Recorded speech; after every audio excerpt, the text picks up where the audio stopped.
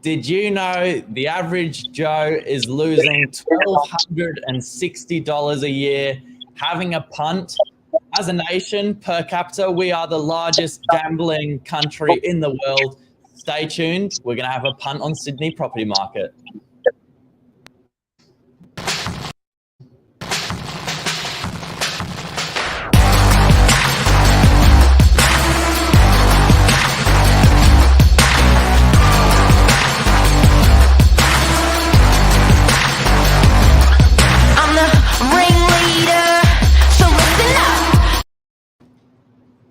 Good morning. I find that a very hard stat to believe. It's true. Per capita, though. You've got to remember it's per capita. So per capita, we are the biggest gambling country in the world. That is amazing.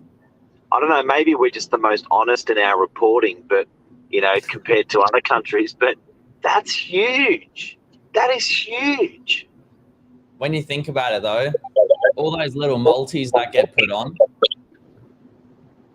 Well, I guess you know, sports bet. You know, it's all different to when I grew up. There wasn't all the sports bet and the apps. So easy to make those bets on your phone. In addition to that, because everyone's used to a poker machine. Are you in the casino this morning, Billy?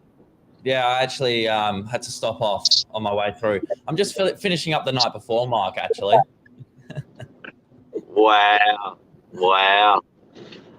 So casino bills in the house. Yeah, you definitely are. Now, so we like a punt. We're punting on all things gambling. We're the biggest punters in the world, which still blows me away when you told me this morning on the statistics that you've researched. That's it. How much money did you say the average person in Australia, and this is across every Australian, not just the gamblers, this is across every Australian. So there's people that don't gamble, you can double up on the people that do gamble. But what's that number again? The average Joe is losing $1,260 a year on gambling. Yeah. Now, you add up the money and have a quick Google, you'll be amazed. I won't go into the full numbers because they're too big to even remember. But yeah, we certainly do love a punt. And I suppose it sort of comes back to property and having a punt on property, really the gambler. Well, you know what I find amazing? I find it's absolutely amazing that buying a property in the last year or two, if you decided to buy a property in the last year or two, just everyone's very passionate about this topic this morning. G'day, Jeff, you legend, Jonathan Greek. You need to move the camera up, Billy, I reckon, a little bit. Look, your gut's going over your head. Looks like you're standing in a hole. And Luke Moroney's gone down the avenue of where we were hoping to go down the avenue this morning, Casino Bill. There you go, it's better. So Casino Bill, what Luke's saying is buy, not punt.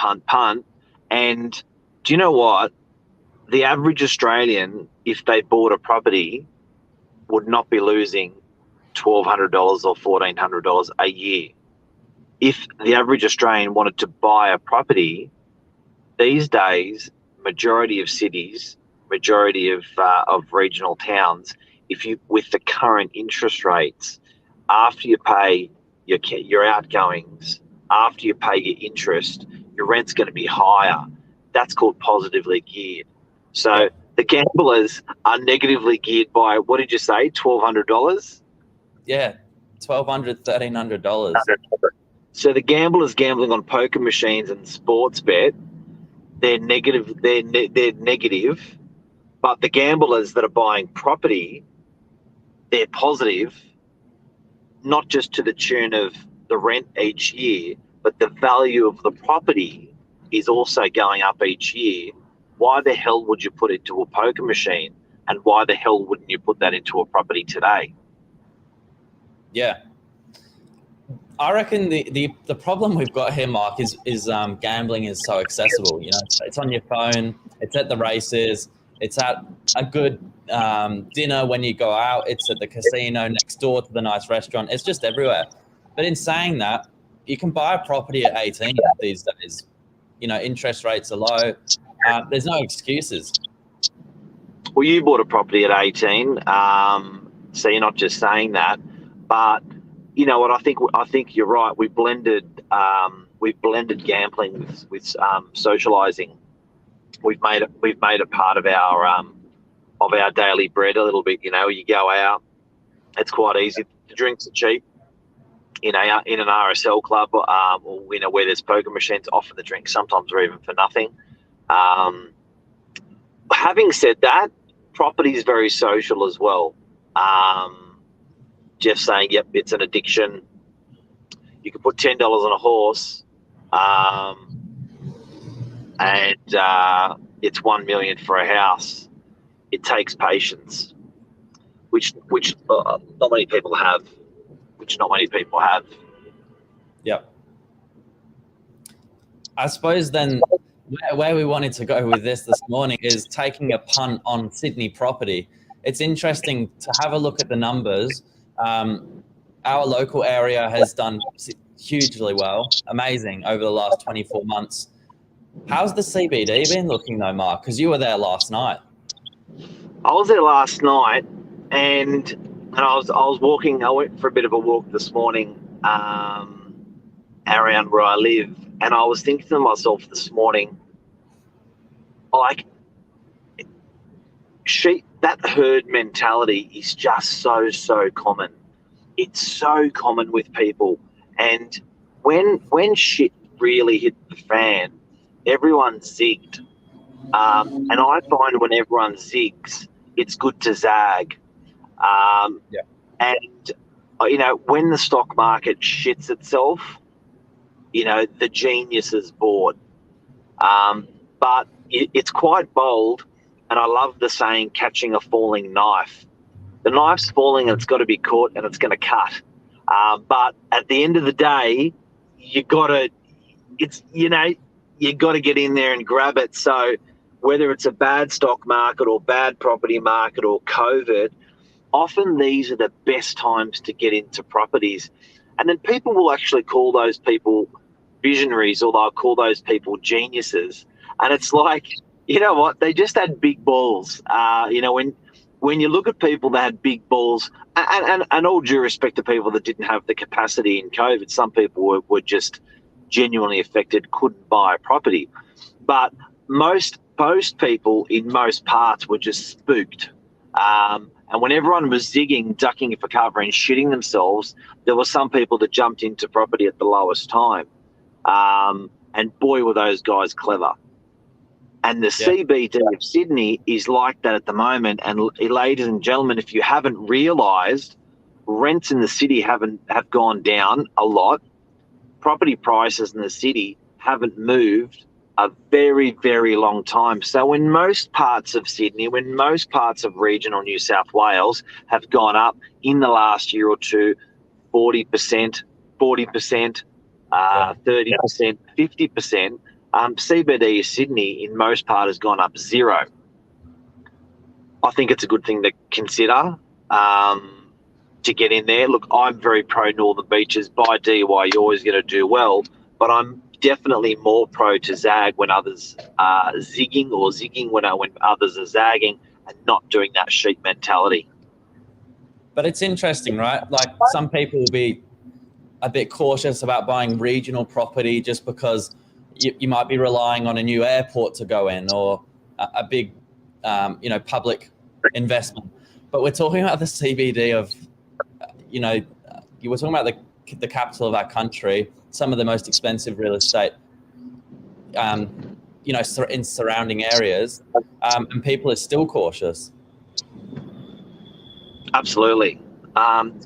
Jonathan's asked a really good question, and I think it's valid, and we really got to have a good think about it, because, our apartments in the city are a good idea to buy.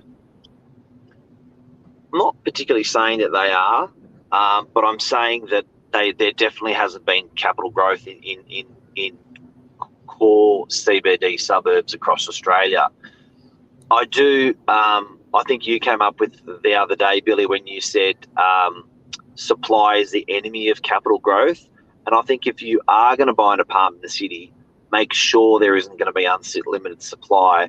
And that's where you may get a little bit screwed in the city, because there is almost unlimited amount of supply. I don't mind stuff that's ultra unique.